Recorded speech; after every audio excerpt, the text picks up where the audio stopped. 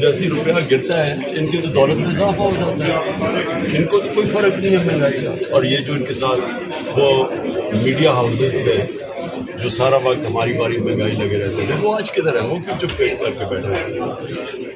سر آپ کا جو ٹرائل توشہ کیس میں بڑے اسپیڈی ٹرائل ہوتا ہے، کل خواجہ حارث صاحب نے بھی کہا کہ گن پوائنٹ کے اوپر آپ جو ہے وہ بیان ریکارڈ کروا رہے ہیں، تو آپ کو کیا نظر آ رہا ہے کہ کیا آئندہ آنے والے دنوں میں نائلی جو ہے وہ کانسیکوینسز آپ دیکھ رہے ہیں؟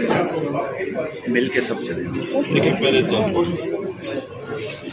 یہ سارا حصہ ہے، یہ جو توشہ خانہ ہے، یہ 14 مہینے سے کوشش کرے تحریک انصاف کو کسی طرح ختم کرے، کیونکہ 30 میں سے 37 بائی الیکشن جیت گئے اور آپ ریٹنگ اس سے بھی اوپر چلی گئی ہے، 75% سے زیادہ لوگ پی ٹی آئی کے ساتھ ہیں. تو وہ ادھر سے بچنے کے لیے یہ 200 کیسز جس میں یہ توشہ خانہ بھی ہے اور جو القادر بھی ہے، یہ کیسز ہے ہی نہیں. میں نے آج آپ کو پورا رپلائی دیا ہے، مجھے بتائیں کہ ایک جگہ عمران خان نے کوئی چیز کنسیڈ کی سارا ان کو دیا، یہ کیس ہے ہی نہیں. لیکن جلدی اس لیے ہے کہ کسی طرح کیئر ٹیکر آنے سے پہلے اس کو نااہل کرو تاکہ یہ ریس میں نہ ہو. بس وہ نواز شریف وہاں سے بیٹھا انتظار کر رہا ہے کہ جب تک وہ جو لنڈن پلان تھا کہ جیل میں پہلے اس کو ڈالو پھر میں آؤں گا واپس. خان صاحب اگر نااہل کیا جاتا ہے تو کیا اسٹریٹجی ہوگی پارٹی کی؟ بالکل لڑے گی پارٹی.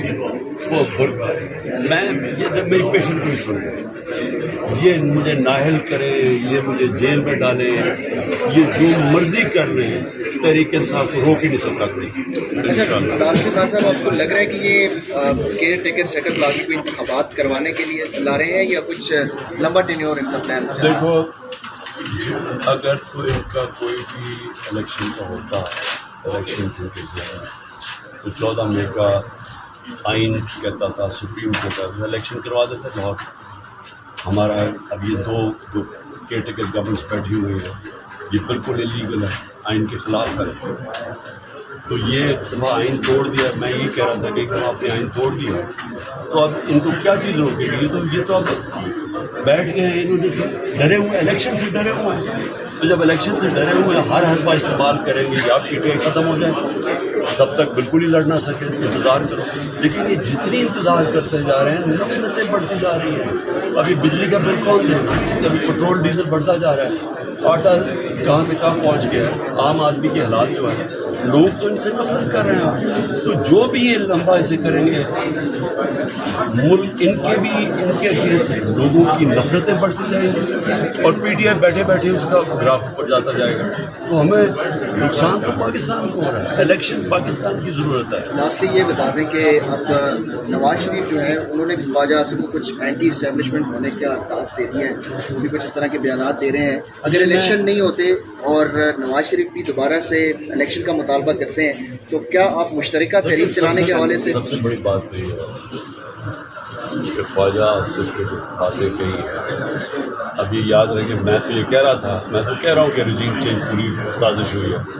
اور میں نے بعد میں جب ہمیں پتہ چلا کہ حسین حقانی کو اس نے باجوہ نے ہائر کیا ہوا ہے تو میں تو تب کہہ رہا تھا کہ یہاں سے اس نے شروع کی تھی سازش، یہاں سے شروع کی تھی. امریکنوں کو پھر اس نے شامل کیا اس کے اندر. جو خواجہ آصف نے بات کی ہے یہ ساری چیزیں اللہ حق کنفرم ہو گیا کہ سازش کے تحت گورنمنٹ کرائی ہے انہوں نے. اور صرف اب سوال یہ ہے کہ کیا اس ملک کا کوئی فیوچر ہے کہ اگر ایک آدمی کے پاس اتنی پاور ہو کہ الیکٹڈ گورنمنٹ کرا کے اور چوروں کو اوپر بٹھا دے، وہ ملک کا بیڑا غرق کر دے اور اسے پوچھنے والا کوئی نہ ہو. کیا کسی ملک کوئی ملک چل سکتا ہے اس طرح؟ سوال تو یہ ہے.